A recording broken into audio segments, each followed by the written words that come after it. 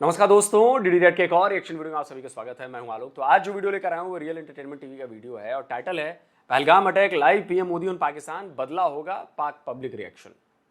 अच्छा जी, तो जी हाँ, पीएम मोदी ने ऐलान किया है कि भाई जो भी इसके हमलावर हैं, दोषी हैं, उनको ढूंढा जाएगा, उनको ट्रैक किया जाएगा, उनको एलिमिनेट किया जाएगा, उनको छोड़ा नहीं जाएगा, चाहे वो दुनिया के किसी भी कोने में जाकर छुपे हों। अब इस पर जाहिर सी बात है भाई, पाकिस्तानी भड़केंगे तो पाकिस्तानियों का जरा रिएक्शन जज्बा चेक किया जाए भाई। हाँ भाई पाकिस्तानियों, कितनी तैयारी की है तुम लोगों ने? तलवार उलवार तेज करना शुरू कर दो, जरूरत पड़ने वाली है, बता रहा हूं मैं। कश्मीर के हवाले से जो 76 साल से अब सुनते के आए हैं, फिर उसके बाद मैं अभी जो मौजूदा सूरत हाल है वो आपको बताऊंगा और उसके ऊपर ओपिनियन लूंगा। 76 साल से हम क्या सुनते आ रहे हैं। इसकी मसला ये है कि जो इंडिया ना वो हमसे पहले से ज़्यादा स्ट्रांग है। अच्छा, और उनका जो बैकअप कर रहे हैं वो अमेरिका है और इसराइल है, और जो उनके जो गैर मुस्लिम ममालिक हैं उनको सपोर्ट करते हैं। अच्छा, और उनको चाहिए कि थोड़ा सा अडमेट करते, और जो लोग हैं वहाँ मुसलमान हैं, जो इंसानियत के तौर पे थोड़ा सा रहम करें, थोड़ा सा अपनी इंसानियत दिखाएं। और अच्छा। हमको भी चाहिए एज अ आवाम हाँ। और एज अ हमारे जो पॉलिटिक्स है ठीक है। उनको भी थोड़ी शर्म आनी चाहिए कि इसके ऊपर थोड़ा सा कुछ करें, कुछ है। काम करें, कुछ वर्क करें। हम सब कुछ अल्लाह पे या सब कुछ लोगों पे नहीं छोड़ सकते, सब कुछ। अरे भाई, तो मेरा एक सिंपल सा सवाल है कि अगर पाकिस्तान को ये लगता है, पाकिस्तानियों को लगता है कि बड़ा जुल्म कर रहा है भारत जम्मू कश्मीर के लोगों पर, कश्मीरी मुसलमानों पर, भारत के मुसलमानों पर, तो भाई ये मुसलमान भागकर निकलकर चले क्यों नहीं जाते पाकिस्तान? या वो कश्मीरी मुसलमान पाकिस्तान क्यों नहीं चले जाते? वो तो नहीं जाते, बुला लो ना, क्यों नहीं बुला लेते? सब कुछ स्टैब्लिशमेंट पे नहीं छोड़ सकते। ठीक है। स्टैब्लिशमेंट तो इनको जब ये हुक्म देंगे तो स्टैब्लिशमेंट काम करेगी ना। ठीक हो गया। जब ये हुक्म देंगे तो स्टैब्लिशमेंट करेगी। या हमें देना, हमें बताएं, हम जाके बताएं उनको कि यहाँ हम पाकिस्तानी रहते हैं, हमारे भाई हैं वो कश्मीरी। ठीक है। हम उनके लिए लेट्स कुछ कर सकते हैं कि नहीं? लेट्स सपोज आपको गवर्नमेंट इजाजत देती है कि भाई ठीक है, जिसने जो जाना है जाके करे, आप क्या करेंगे? मतलब क्या कर सकते हैं आपके? हम कम से कम इतना कर सकते हैं कि हम उनके लिए मर सकते हैं, हम उनके लिए अपने सीने पे गोली खा सकते हैं। हमारे भाई हैं, वो मुसलमान हैं, कश्मीरियों के लिए। कश्मीरियों के अच्छा, मुझे ये बताएं, आपने गोली खा ली कश्मीरियों के लिए, उससे कश्मीरी को क्या फायदा होगा? लिए। उससे कश्मीरी को नहीं फायदा होगा, लेकिन हमारे दिल को तसल्ली हो जाएगी ना। अच्छा। कि हमने अपना एक दिया, हमने अपनी मोहब्बत का इजहार किया, हमने उनके लिए कुछ किया। ठीक हो ये गया। तो नहीं कर रहे, अब किसी को तो करना है ना। ठीक है। गोली खाएंगे तो मारेंगे भी, ये नहीं कि हम सिर्फ खाने जाएंगे। हम अगर एक मरेंगे ना तो हम पाकिस्तानी, हम दो को साथ लेके मरेंगे उनके। नहीं, लेकिन इसमें सवाल ये पैदा होता है कि अपने तौर पे, क्योंकि बहुत सी ऐसी ऑर्गेनाइजेशन, बहुत सी ऐसी तंजीमें हमने अक्सर सुना होता है, जैसे हाफिज सईद की ऑर्गेनाइजेशन है या और भी कई हैं जिसके ऊपर इल्जाम लगाए जाते हैं कि भाई ये कश्मीर में ऐसी एक्टिविटीज। आपको लगता है अपने तौर पे ये सब करना? भाई इनको ये फुल प्रूफ इजाजत नहीं देते। अच्छा। इनको ये फुल अलाउड नहीं करते कि आप जाके लड़ें, आप जाके ये फतह करें, ये जंग करें या ऐसा कुछ करें। ठीक है। ये इनके मफलूज होते हैं बेचारे, इनको थोड़ा सा जो टारगेट दिया जाता है, कुछ करें, इतना उतना वो कर लेते हैं, वो बैकअप आ जाए। ठीक है भाई, इन्होंने ये बोला है कि भाई जो इंडिया, इसके पीछे अमेरिका है, इसके पीछे इसराइल है, इसके पीछे नॉन मुस्लिम जो कंट्रीज हैं वो सब इसके पीछे हैं कश्मीर के मामले में। लेकिन वो मुनाफिक लोग हैं ना, वो तो अपना फायदा उठाते हैं नहीं, ना। हमें भी तो चाइना फिर सपोर्ट कर रहा है कि नहीं कर रहा? बिल्कुल कर रहा है, चाइना तो फिर- हमारा दोस्त है ना। अच्छा, तो वो तो बिल्कुल हमें सपोर्ट कर रहा है। ठीक है। लेकिन अमेरिका जो है ना वो अपना मफाद उठाता है। चाइना अगर हमें सपोर्ट कर रहा है ना, वो इंडिया को सपोर्ट नहीं कर रहा। अच्छा। वो किसी और मुल्क को, जो हमारा मुखालिफ मुल्क है, उनको कम सपोर्ट करता होगा, लेकिन कम करता है। आपके ख्याल से ये जंग शंग, ये जो इस टाइम कशीदगी बढ़ती नजर आ रही है, देखने वाले भी कमेंट बॉक्स में बताइएगा कि जो इस टाइम अगर हम बात करें सिचुएशन की, बहुत ही सेंसिटिव सिचुएशन उधर होती नजर आ रही है। तो क्या आपको लगता है कि ये 5वीं जंग स्टार्ट, मतलब पहले 4 जंगें हो गई इंडिया के साथ, अब ये 5वीं स्टार्ट हो जाएगी? हो सकता है कि हो जाएगी ये। अच्छा। अगर हो जाए तो बेहतर है। कम से कम जो उनकी सूरत हाल है, जो कश्मीरी हमारे भाई जो परेशान है, इस मुश्किल हालात में है, कुछ ना कुछ तो हो जाएगा। आप कह रहे हैं 5वीं जंग स्टार्ट हो जाए, कोई इशू नहीं, बेहतर है आपके ख्याल से? भाई हम लोग, तुम और मैं, हम ठीक। अपने घर में बहुत आराम से हैं। ठीक हम है। खाना खा रहे हैं, हम अपनी नींदें पूरी कर रहे हैं, हम सुकून से हैं। ठीक वो है। बहुत परेशान है। अच्छा। वो जिल्लत की जिंदगी गुजार रहे हैं। कश्मीर इससे वाले। अच्छा, हाँ, इससे अच्छा है तो हम भी चले जाएं। जंग हो जाए तो कम से कम उनका तो कुछ ना कुछ हो ठीक है, जाए। जो जी। जिहाद है ना, हाँ। जो जिहाद एक मुसलमान और मुसलमान के लिए। तो ये जिहाद फिलिस्तीन में याद नहीं आता तुम लोग को? कहाँ घुस जाता है, किसके पिछवाड़े में घुसा रहता है ये जिहाद? फिलिस्तीन पे याद नहीं आता? फिलिस्तीन के लिए क्यों नहीं मरते जाके तुम लोग? एक पाकिस्तानी बता दो जो फिलिस्तीन गया हो लड़ने। और जंग की तुमने बात की है ना, फिलिस्तीन में देखा है ना क्या हुआ है अभी? फिलिस्तीन में देखा है ना तुमने क्या हुआ है अभी? तुम्हारा देश भी फलस्तीन बनने वाला है, गाजा बनने वाला है। यही सोच रही तो देखते चलो। मुसलमान के लिए कुर्बानी देना या किसी की कुर्बानी लेना, वो ये मैटर नहीं करता कि आप भूखे पेट हैं या आपने खाना खाया हुआ है। किसी की जान लेना मैटर नहीं करता। जहाद यहाँ से शुरू होता है। अच्छा। जब हम एक सच्चे पाकिस्तानी और एक मुसलमान की मोहब्बत में जब यहाँ उतरेंगे ना, तो हमने फिर ये नहीं सोचना कि हमारे पेट में खाना है या नहीं है। ठीक है, हम निकलेंगे और हम पाकिस्तानी है। ठीक है, आपको क्या लगता है 5वीं जंग हो जानी चाहिए इंडिया के साथ? ये हो जाए। अच्छा, इधर मजीद जो लोग, आपसे मैं थोड़ी सी और बात करूंगा, गुफ्तगू करूंगा, लेकिन जो मजीद लोग हैं उनसे, भाईजान अस्सलाम वालेकुम, आपका नाम? इधर साथ आ जाओ। सर मेरा नाम मोहम्मद बिलाल। ठीक है, इनकी बात सुन रहे थे, इन्होंने बोला 5वीं जंग भी हो जाए, ठीक है, एक दफा या हम रहे या वो रहे, बात खत्म। सर बात भला क्या, ये सारी जज्बाती बातें हैं। जब जंग होगी ना तो आपको कोई भी नजर नहीं आएगा। ठीक है, यहाँ पे आपको ये जितने भी अफराद नजर आ रहे हैं सब कहेंगे मैं जान दे दूंगा, ये कर दूंगा, फलां कर दूंगा। तो मेरा इनसे ये सवाल है, यहाँ पे जो भूखे लोग मरते हैं उनके लिए आपने क्या किया? मेरे भाई, हर बंदे का अपना ज़मीर है, अपना हर बंदे का अपना दिल है, अपना ईमान जिसने है। ला इलाहा इल्लल्लाह मोहम्मद रसूलुल्लाह पढ़ा है ना, जी, जी। वो कतई यहाँ नहीं रुकेगा। हमें अभी इजाजत दें, हम इस फलस्तीन जाएं, हम बताएंगे कि हम कौन है, हम मुसलमान हैं। जिन्होंने ला इलाहा इल्लल्लाह मोहम्मद रसूलुल्लाह पढ़ा है ना, वो जज्बाती भी होते हैं और जज्बात में काम करके भी दिखाते हैं। ठीक है, लेकिन ये नहीं अगर होता। आपको इस बात का जवाब थोड़ा सा देंगे, लेकिन मुझे बताएं, आप लेट्स सपोज चले जाते हैं, कश्मीर चल जाते हैं। ये मुसलमान नहीं था नियाजी, इसके साथ पाकिस्तानी फौजी जो 93,000 मुसलमान फौजी थे, उन्होंने कलमा नहीं पढ़ा था। अबे पैंटे उतरी थी तुम लोगों की बे, पैंटें। सच्चाई को स्वीकार करो, बुज़दिल कौम हो तुम लोग, बुज़दिल, समझे? सबसे बड़े फट्टू हो तुम लोग, वरना ये 93,000 का सरेंडर नहीं होता, ये मर जाते, सरेंडर नहीं करते, ये लड़ते लड़ते खत्म हो जाते, सरेंडर नहीं करते। सरेंडर करना तुम्हारे खून में है, डीएनए में। अपना डीएनए नहीं बदल सकते तुम, तुम्हारे डीएनए में घुस चुका है सरेंडर करना, समझे? चले जाते हैं, कश्मीर चल जाते हैं, फलस्तीन चल जाते हैं। इसराइल की जो इस टाइम टेक्नोलॉजी है, क्योंकि देखें सिर्फ आप बात करें ना कि जज्बात हैं और जज्बात से लड़ना, इसराइल की टेक्नोलॉजी का सामना कर भाई जब हमें इजाजत दी जाएगी ना कि आप जाएं, तो हमें ऐसे नहीं भेजा जाएगा कि आप अपने ये निकर शर्ट में चले जाएं तो आप कुछ करें। अगर हमें वो नहीं ना देंगे तो हम खुद भी यहाँ दुनिया में रहते हैं, हमें पता है, हम कुछ तो छुरियां कुहाड़ियां साथ लेके जाएंगे ना, कुछ ना कुछ कम से कम अपने जमीर को तसल्ली हो जाएगी कि भाई हमने अपने भाई के लिए कुछ किया, हमने अपनी जान गवाई। ठीक हो गया। तो ला इलाहा इल्लल्लाह मोहम्मद रसूलुल्लाह का जज्बा है ना, वो कोई बंदा समझता है, वो बंदा नहीं समझता जो सिर्फ ये कहता कि मैं जज्बाती हो रहा हूँ। ठीक है, जज्बाती होना आप और क्या बात। कहना चाहेंगे भाईजान? भाई जी ने बात की कि हमें जहाद का मौका दिया जाए तो हम फलां कर देंगे, ये कर देंगे, वो कर देंगे। तो मैं इन्हें ले चलता हूँ, मेरे साथ चले, ठीक है? मैं ले चलता हूँ, चले चले, ठीक हो। किधर जाएंगे, कैसे मेरी लेके बात जाएंगे? सुनो, मेरे दोस्त बाब है, ठीक है? वो रहते हैं एक खैबर पख्तूनख्वा वाली साइड पे ना। ठीक है, ठीक तो है। वो उनके वालिदैन उनके बड़े जहाद करने के लिए जाते हैं। जब अफगानिस्तान में जंग हो रही थी वो तब जहाद करने के लिए गए। अच्छा, जब आप ये सोच लेते हैं मैंने कुछ करना है तो आप निकल पड़ते हैं, फिर रास्ते खुलते चले जाते हैं। हमारी जमात इस्लामी आपको पता है इस टाइम प्रोटेस्ट हो रहा है, लेकिन क्या आपको लगता है इससे कुछ फायदा होगा? जी होगा, लेकिन सिर्फ इनके निकलने से कुछ नहीं होगा। पब्लिक को निकल जी बांग्लादेश के अंदर हर नौजवान, हर स्टूडेंट निकला है और उनकी हुकूमत जो है वो परेशान है कि यार ये कर क्या रहे हैं, ठीक है? तो मुझे बताएं, मैं निकलूं, ये भाई निकले, ये सारे निकले, तो भाई इनको 100 दफा सोचना पड़ेगा। सबसे पहले हमें पाकिस्तान का सोचना है। मतलब इसमें कुछ लोगों को ये लगेगा कि देखें जी फलस्तीन के मुसलमानों की बात ही नहीं हो रही, नहीं, लेकिन यहाँ फलस्तीन के भी भाई हैं, हम भी भाई हैं, सब मुसलमानों को साइड पे रखें। जहाँ भी इंसानियत के खिलाफ कुछ हो रहा है, गलत हो रहा है, अगर गलत हो रहा है तो ठीक है, लेकिन पहले मुझे अपने ये भाई का सोचना है। ये जो मेरे पास बैठा है वो गुर्बत से परेशान है। आप छोटी सी मेरी बात सर, सुनें। आप भाई हम मिडिल क्लास फैमिली से लोग हैं,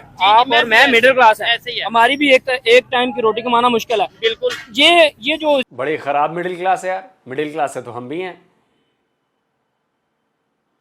भारत का मिडिल क्लास तो बढ़िया है यार, आप जैसा नहीं है। जो जिम्मेदारी है ना, ये पॉलिटिक्स जिनको हमने वोट दिए हैं, ये उनको समझ आ आनी चाहिए। हम ये गुर्बत नहीं खत्म कर सकते, तू और मैं ये करप्शन खत्म नहीं कर सकते हैं हम भाई, कर सकते हैं। जब जैसे आप कह रहे हो ना, मैं इसराइल के खिलाफ जिहाद कर दूंगा, मैं इंडिया के खिलाफ जिहाद कर दूंगा, ऐसे हम अगर के ना जो यहाँ पे करप्शन करेगा मैं उसके खिलाफ बात करूंगा। अगर उसके खिलाफ बात करूं, आजकल जो सिस्टम जो चल रहा है, मैं अभी यहाँ धरना दे देता हूँ, हम 10-12 बंदे इकट्ठे और डाला आएगा, हमें लेके चले जाएंगे, हम क्या करेंगे ना, बताएं ना। इधर पूरा सिस्टम चेंज करना है नीचे से।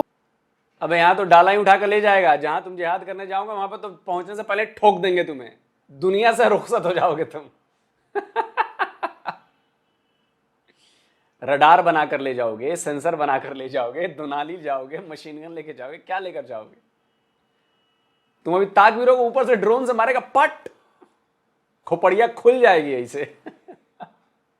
तुमको पता भी नहीं चलेगा गोली किधर से आई। जज्बा घुसा कहीं और से होगा, निकलेगा कहीं और से, समझे? नीचे से ऊपर तक चेंज करना हम कैसे करें? हम यानी इधर उठाए जाने पे खतरा है, लेकिन कश्मीर जाके जो उनका बात बोला क्या, अब देखें इस टाइम फलस्तीन किस सिचुएशन से गुजरा है, ठीक है? सही है। अब देखें ये सब तो कुरान में पहले फरमा दिया गया था कि इसराइल वालों को अल्लाह ताला ने पहले वार्न कर दिया था कि तुम 2 दफा फसाद में जाओगे और दूसरी दफा तुम खत्म कर दिए जाओगे, ठीक है? जो ये अभी हो रहा है ये होना था, लेकिन यहाँ पे ये देखा जाना चाहिए कि हम मुसलमान क्या कर रहे हैं, अरब कंट्री क्या कर रही है। देखें आप, नहीं, मुसलमान अरब कंट्रीज को छोड़ें, जितने भी इस्लामिक कंट्रीज हैं, इससे क्या यूनिटी है हमारे दरमियान? सर बिल्कुल भी यूनिटी, उसकी रीजन ये है कि हम तफरकात में डले हुए हैं, हमारे अंदर इतने फिरके हैं, ये शिया सुन्नी, मैं उसको मार दूंगा, मैं ये कर दूंगा, फलां कर दूंगा। तो सबसे पहले भाई ने कहा था जहाद ये कि सबसे पहले जहाद होता अपने नफ्स से जहाद करना। तो पहले ये है कि जरा एक्सप्लेन करना, नफ्स से जहाद। मैं इस चीज को बड़ा लाइक, मतलब इसमें ये है कि भाई आपके अंदर पर्सनली जो खामियां उसे पहले जी बिल्कुल पहले ये कि देखें कौमें बनती हैं एहसास से, जब तक आपके अंदर जब तक आपके अंदर एहसास। सबसे बड़ी खामी आपके अंदर बड़ा गजब हो जाता है। ओहो क्या बात कर, अरे बढ़िया। सबसे अंदर खामी है कि आप लोग झूठ बहुत बोलते हैं। आप लोगों के पास एजुकेशन नहीं, आपने एजुकेशन के लिए जिहाद किया, झूठ नहीं बोलने की वजह से जिहाद किया। सब अंदर से तुम लोग फेक हो, सारे चोर हो, सारे एक नंबर के बेईमान हो। इस्लाम को सिर्फ तुम लोग अपना आवरण बनाकर रखते हो बचने के लिए।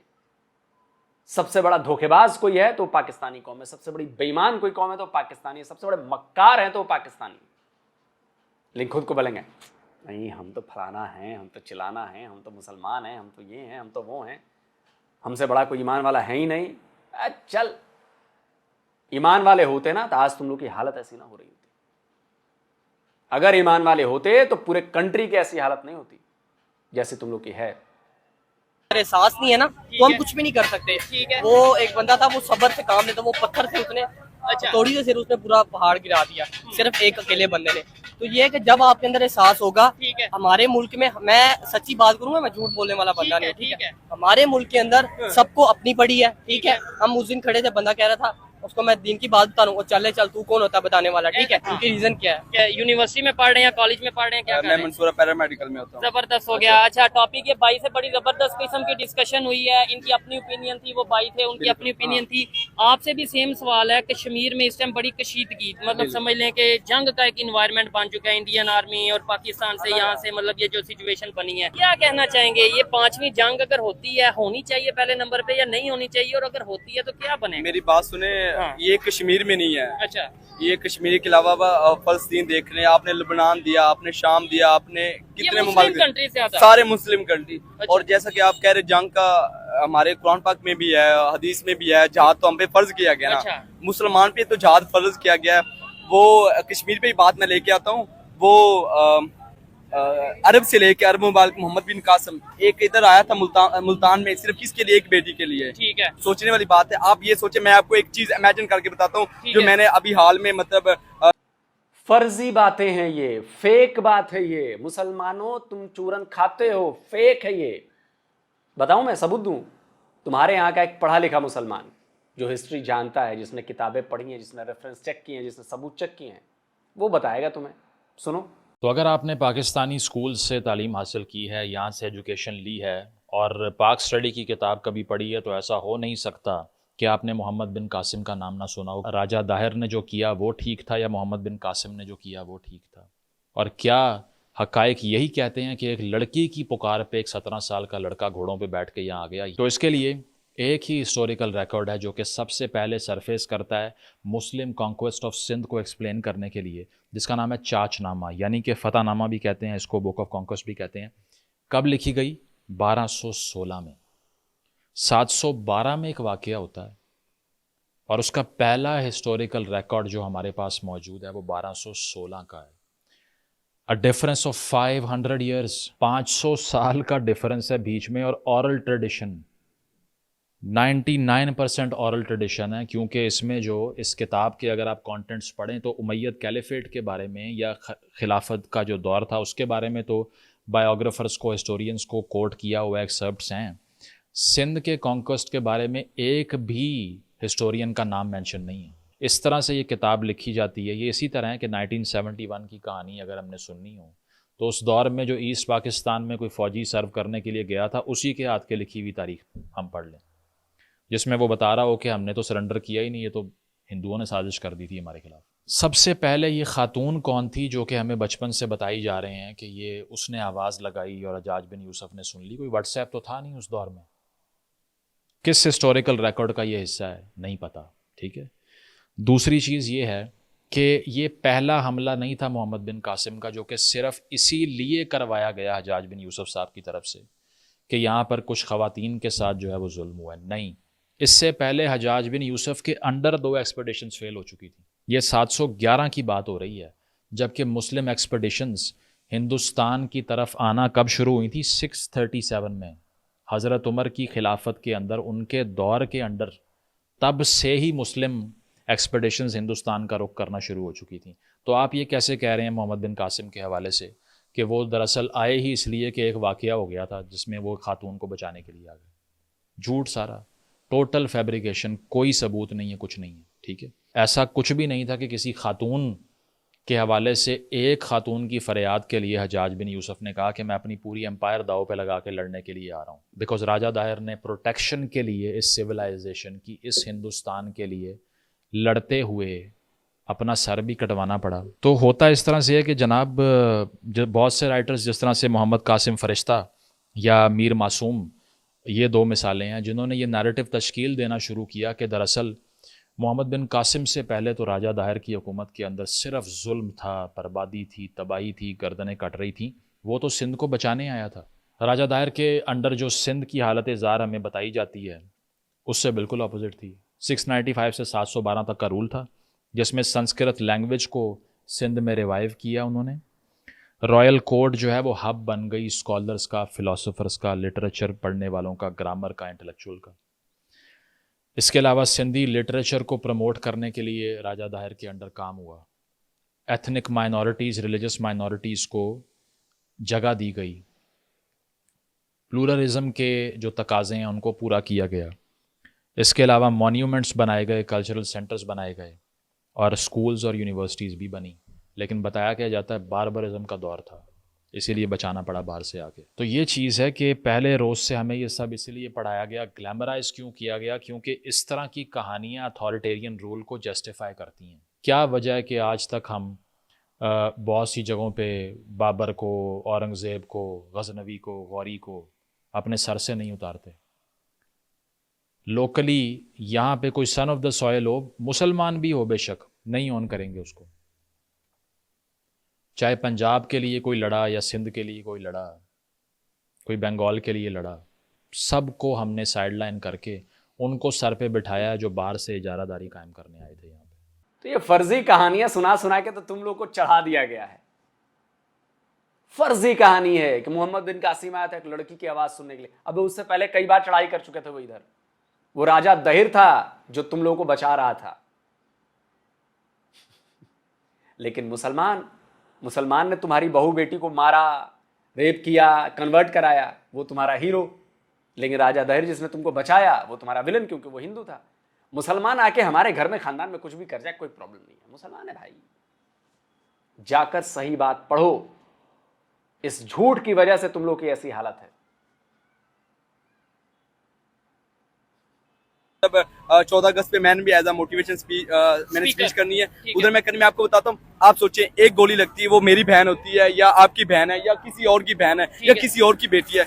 एक गोली से अगर 2 जाने जाएं तो सोचे क्या होगा। उधर जब मेरी बहन होगी ना, या जिधर मेरी माँ होगी या उधर मेरी कोई करीबी रिश्तेदार होगा, तो फिर मुझे दर्द होगा। ठीक है, वहाँ ये ऐसा ही हो रहा है। ये कश्मीर के अलावा भी बड़े कंट्री ऐसे फलस्तीन ही में है, हर मतलब कंट्री हम में ये एक गोली कहते से थे- 2 जाने ले लें, ये- एक माँ को और एक बेटे को। ये चीज है। लोग हम यहाँ से मतलब अगर हम का मतलब अगर कोई ऐसा करता है हाँ जी, बिल्कुल। कि भाई हम जिहाद के नाम पे या किसी भी चीज की हम कश्मीरियों को आजाद करवाने जा रहे हैं और वहाँ पे जाके अटैक कर रहे हैं, आपको लगता है कि वो एक लोगों की जान नहीं, वो कई लोगों की जो है वो, और नफरतें कितनी बढ़ जाएंगी इससे। बिल्कुल, नफरतें तो इससे बहुत बढ़ेंगी, रंजिशें बढ़ती हैं हर चीज ऐसे ही में। है, शायद इंडिया पाकिस्तान की रंजिश की वजह ही ये है। लेकिन बात आप प्रॉपर, मेरी पहले प्रॉपर बात जी, होने से अगला जी, क्वेश्चन आप क्या करें। मेरा मतलब कहने का मतलब ये कि जब तक हम आगे निकलेंगे नहीं ना, जब तक आगे निकलेंगे नहीं, बढ़ेंगे नहीं। ठीक है। तलवारें बेचकर खरीदा था मुसल्ला, अच्छा। इसने लुटती रही, हम दुआ करते रहे। अच्छा। दुआ से कुछ नहीं होना। जब तक हम अपना किरदार पेश ना करेंगे तो पाकिस्तान, फलस्तीन आजाद नहीं होगा, फलस्तीन आजाद नहीं होगा, कश्मीर आजाद नहीं होगा। बहुत से ऐसे और ममालिक है, 200 तकरीबन 214 या 206 मुल्क है, 206 मुल्क है। 206 मुल्कों में या 214 मुल्कों में मुस्लिम जो ममालिक है 160 है, उनमें से कोई एक भी निकला है? हम इधर बैठे हैं जहाद के लिए। अभी हाल में मुहर्रम गुजरे हैं, शायद मुहर्रम के मदरसा स्पॉटेड, मदरसा स्टडी स्पॉटेड। 206 देश हैं, उनमें से 160 मुसलमान हैं। अभी हाल में मुहर्रम गुजरे हैं, शायद मुहर्रम के दिन भी होंगे, कि इमाम हुसैन अलैहिस्सलाम किसके लिए निकले थे? जहाद के, इंसानियत के लिए। इंसानियत के लिए, जंग के लिए थे। उनका तो वो तख्त के लिए है, वो यजीद के सामने लड़ना था। ठीक है। आगे आज के दौर में कितने यजीद हैं? ठीक है। जो लोग बैठे उनके लिए कोई निकल नहीं रहा। हम इधर आएंगे बस मैं बातें करके चला जाऊंगा, बातें नहीं करनी होती, हमने अपने किरदार को पेश नहीं, करना होता है। उसमें दो चीजें हैं ना, एक होता है कि मैं सामने वाले को कह दूंगा, मेरी बात को समझिएगा, मैं और देखने वाले भी अगर मेरी बात को अंडरस्टैंड कर पाए। अगर मैं सामने वाले को क्लियरली कह दूं कि मेरी और आपकी जंग है, ठीक है, वो क्लियर कर दिया, बिल्कुल। फिर वो भी अलर्ट हो, वो भी कोई करे, कुछ बिल्कुल। एक्शन करे, हम कुछ रिएक्शन करें, कुछ हम एक्शन करें, वो रिएक्शन करें, समझ आता है। बिल्कुल। हम एक साइड पे करें, सीज फायर कर दें, मतलब ठीक है कि भाई जंग नहीं होगी, कोई एक दूसरे पे अटैक नहीं करेगा, और फिर कोई ऑर्गेनाइजेशन यहाँ से करे या वहां से, तो आपको नहीं लगता वो गलत बात है? अगर हाँ, ये तो बिल्कुल, ये तो गलत बात है। लेकिन अगर देखा जाए तो ये तो मुनाफकत नहीं हो जाएगी? मुनाफकत के ये जिम्रे में नहीं आता, ये बिल्कुल मुनाफकत है। मैं आपको कहूँ कि मैं आपके साथ हूँ और फिर मैं पीठ जाके मैं आपको खंजर कपूँ, ये तो सबसे मुनाफकत है। और ये काफिर से मुनाफिकत का जो दर्जा है ना वो निचला है। ठीक है, तो इंडिया वालों का यही तो गुस्सा और शिकवा और गिला है कि भाई एक साइड पे आपने सीज फायर किया है कि भाई बॉर्डर पे कोई फायरिंग नहीं होगी, कोई जंग नहीं होगी, ठीक है, एलओसी पे कुछ ऐसा नहीं होगा। दूसरी साइड पे कोई ऑर्गेनाइजेशन या कोई भी टेररिस्ट जैसे मतलब कोई भी है आता है और ये ऐसे अटैक कर देता है। वो आपकी बात बजाय, लेकिन आप ये भी तो देखिए ना, उनपे जो जुल्म हो रहा है वो हम नहीं देख रहे। उनकी यार जिंदा बेटों के, एक माँ का अगर जवान बेटा, एक माँ का जवान बेटा अगर शहीद हो जाए तो क्या माँ उसका शोक नहीं मनाएगी? माँ को उसका दुख नहीं होगा। एक बेटा का जवान, एक बाप का जवान बेटा जब बुढ़ापे में पहुंचता है और बेटा शहीद हो जाता है, ये क्या बात होती है? ठीक है, उनमें भी दर्द होता है। और फिर वो देखिए, वो लड़ते नहीं है, वो क्या हक के लिए खड़े हैं, और हक के लिए हर बंदे को खड़ा होना पड़ता है। ठीक है। वो अपनी क्या तू बताएगा हक? तू अपना हक तो ले नहीं पा रहा, तू दूसरे को हक के ज्ञान दे रहा है। तुझे अपना हक मिल रहा है पाकिस्तान में, इस्लामिक रिपब्लिक पाकिस्तान में, जहां पर तू आजाद है, सो कॉल्ड। हक मिल रहा है? ये सवाल अपने आप से पूछ और इस सवाल का जवाब अपने आप को दे। फिर बाद में बात करियो कश्मीर और कश्मीरियों की। तकरीबन 30 करोड़ के करीब मुसलमान, 25-30 बिल्कुल। करोड़। तो फिर इसका मतलब ईमान तो इंडिया में ज्यादा हुआ ना? बिल्कुल ईमान ज्यादा हुआ। तो फिर ईमान, आपने बोला ईमान वाले जीत होगी, तो फिर जीत किसकी वो हो जाएगी? मेरी बात सुने ना, तो क्या आप ये कहते हैं जो उधर मुसलमान लोग रह रहे हैं, आपकी बात बजाय, लेकिन उनको इधर हमारे मुल्क में नहीं वो हिंदू मतलब के जितने भी वेस्ट इंडीज मुस्लिम है, इधर इंडियन, ईसाई रह रहे हैं, क्रिश्चियन रह रहे हैं, उसके बाद देवबंदी रह रहे हैं, उसके बाद वेस्ट इंडीज के लोग आते हैं, चाइनीज लोग आते हैं, क्या वो नहीं रह रहे? अच्छा। सिख नहीं रह रहे? ठीक है। सारे मजहब के लोग जैसे हम उनको दे सकते हैं ना, मतलब के प्रोटेक्ट, वैसे उनको भी मिलता होता है। ये हर जैसे हमारे मुल्क में ये रूल है गया। ये बकवास लोग बातें करते हैं, बकवास बातें। देखिए, बदला तो लिया जाएगा और बदला इस बार बहुत तगड़ा लिया जा रहा है। बदले का मतलब यह नहीं होता है कि हमने टैंक निकाले और चल दिए लड़ने, नहीं। बदला का मतलब होता है स्ट्रैटेजी, प्लानिंग, और धीरे धीरे धीरे धीरे धीरे धीरे इसमें आदमी बढ़ता है आगे। डिप्लोमेटिकली स्टेप्स लिए जाते हैं, पॉलिटिकल स्टेप्स लिए जाते हैं। मिलिट्री का ऑप्शन तो सबसे आखिर में आता है, जब फाइनल चोट हथौड़ा मारना होता है। कोई भी बड़ी लड़ाई ऐसे नहीं लड़ी जाती, हाँ भाई चलो आज निकाली तलवार, हम चलो लड़ने चले, ना ना ना ना ना ना। लड़ाई पहले पॉलिटिकल शुरू होती है, फिर डिप्लोमेटिकली आती है, फिर बहुत कुछ होता है। अभी इंडिया ने करीब 20 देशों के जो फॉरेन रिप्रेजेंटेटिव हैं उनको आके बुला के बताया है कि पाकिस्तान ने कैसे इसमें किया है, उनको सबूत दिए हैं पहलगाम हमले पर, उनको ब्रीफिंग दे दी गई है। धीरे धीरे चीज़ें आगे बढ़ रही हैं। इंडस वाटर ट्रीटी अभी रद्द हुई है, पाकिस्तानियों को यहाँ से बाहर निकाला जा रहा है, भारत ने भी वहाँ पे कम कर दिए हैं, भारतीयों को भी बोल दिया है कि भैया तुम जितने पाकिस्तान में भारतीय हैं वो वापस आओ। ये सब होना शुरू हो गया। पाकिस्तान की तरफ से बोल दिया गया जो ट्रेड कभी हो ही नहीं रही थी वो ट्रेड भी पाकिस्तान की तरफ से बंद कर दी गई है। जो बॉर्डर कभी खुले नहीं थे वो बॉर्डर भी पाकिस्तान की तरफ से बंद कर दिए गए हैं।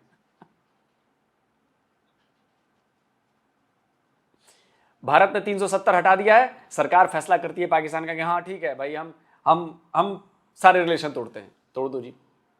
अब दोबारा तोड़ा उन्होंने, दोबारा ट्रेड बंद किया, दोबारा बॉर्डर बंद किए। बीच में लगता है खोल दिया था इन्होंने।